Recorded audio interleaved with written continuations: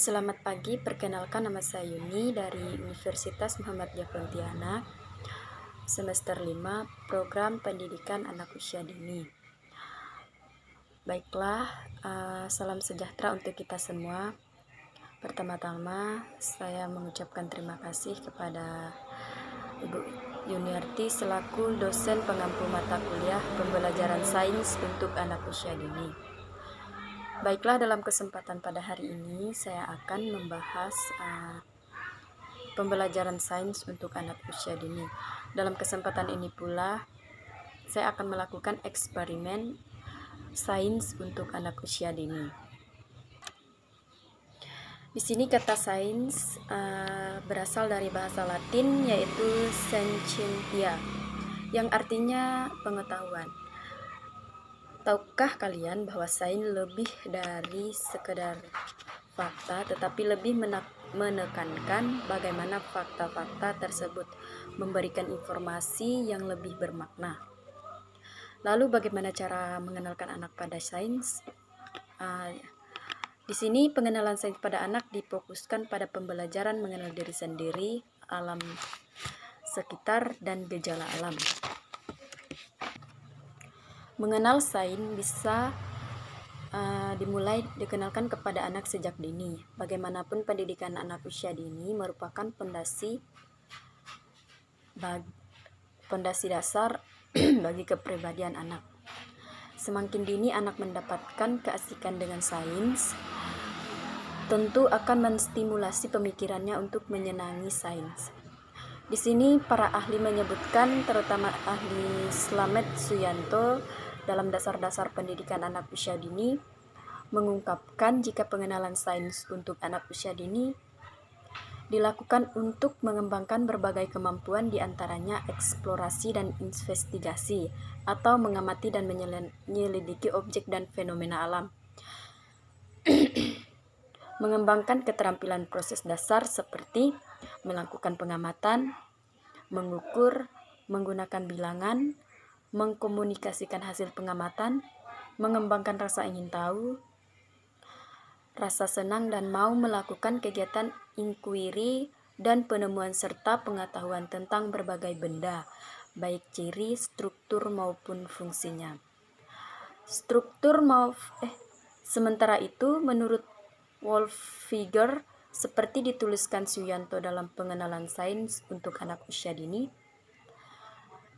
dengan pendekatan Open Inquiry menyebutkan jika sains yang bisa dikenalkan kepada anak usia dini diantaranya mengenal jarak, mengenal benda cair, tenggelam, terapung, mengenal timbangan atau neraca, bermain gelembung sabun, mencampur warna dan zat, mengenal benda-benda lenting, bermain dengan udara, bermain bayang-bayang, melakukan percobaan sederhana, mengenal api dan pembakaran, mengenal es, bermain pasir, bermain bunyi, bermain magnet, dan menyayangi binatang. Nah, itu tadi penjelasan singkat mengenai pentingnya pembelajaran sains untuk anak usia dini. Dalam pembelajaran sains ini pula perlu sekali dikembangkan kepada anak usia dini sejak dini, di mana kita bisa melakukan eksperimen. Kita lebih memfokuskan anak untuk belajar sambil bermain agar pembelajaran yang berlangsung tidak vakum. Apalagi dalam suasana seperti ini di masa pandemi, anak-anak belajar hanya ingin mengerjakan tugas yang seperti itu aja, itu akan memberikan rasa bosan kepada anak. Kita sebagai pendidik maupun orang tua dapat membantu anak untuk belajar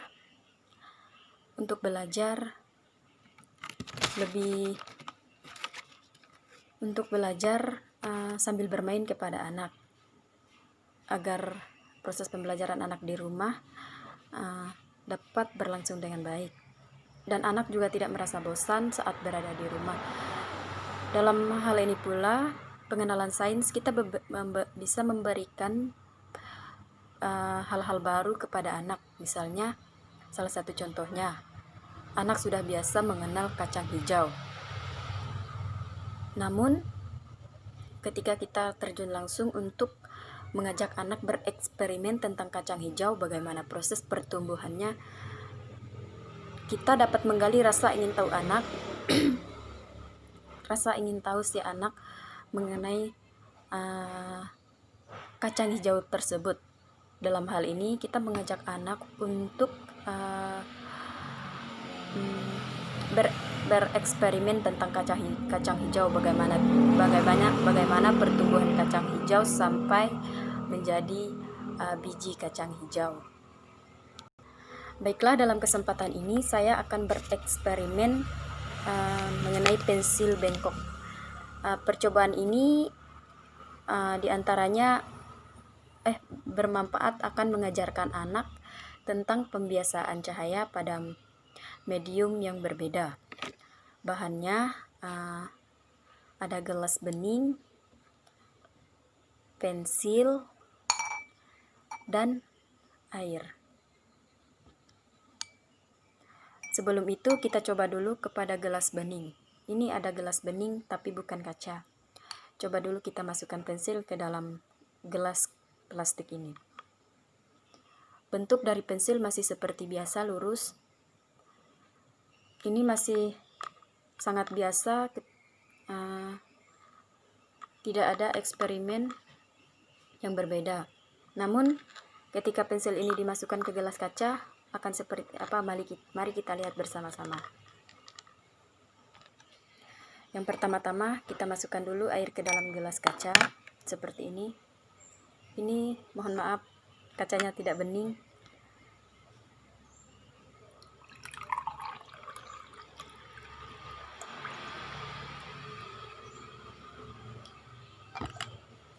Setelah itu kita masukkan pensil ke dalam gelas kaca ini. Mari kita lihat bersama-sama apa yang terjadi.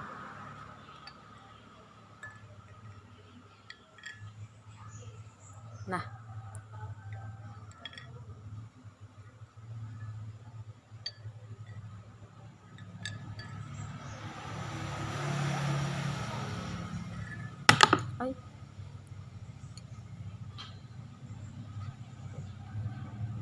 kita masukkan lagi ya.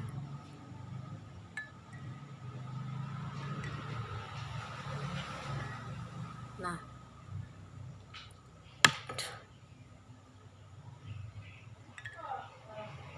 ini dia. Kita lihat ini tidak lurus seperti biasa yang pada saat kita masukkan air ke dalam gelas plastik tadi. Namun setelah kita masukkan ke dalam gelas kaca, ini tidak lurus seperti yang kita lihat pada gelas plastik tadi. Nah, ini dia ini namanya pembiasan cahaya. Dari pensil yang pertama tadi lurus, yang kita masukkan percobaan pertama tadi di gelas plastik ini, setelah kita masukkan air ke dalam gelas kaca dan kita masukkan pensil ke dalam gelas yang berisi air, bentuk dari pensil tidak lagi lurus, melainkan ada bengkokan seperti ini.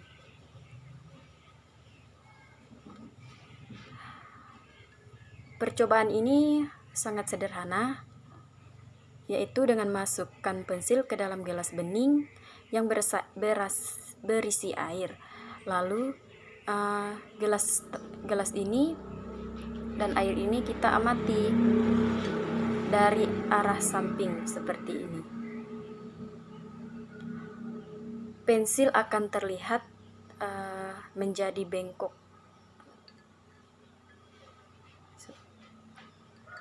Nah, kita lihat bersama-sama, pensilnya tidak lurus, melainkan bengkok.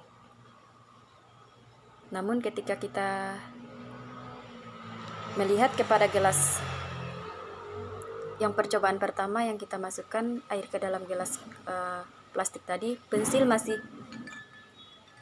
lurus seperti biasa. Sekian eksperimen yang dapat saya lakukan pada hari ini. Kurang dan lebihnya saya mohon maaf. Mengenai eksperimen pensil bengkok ini, semoga bermanfaat bagi kita semua, khususnya bagi anak usia dini. Sekian dari saya, selamat pagi dan salam sejahtera untuk kita semua.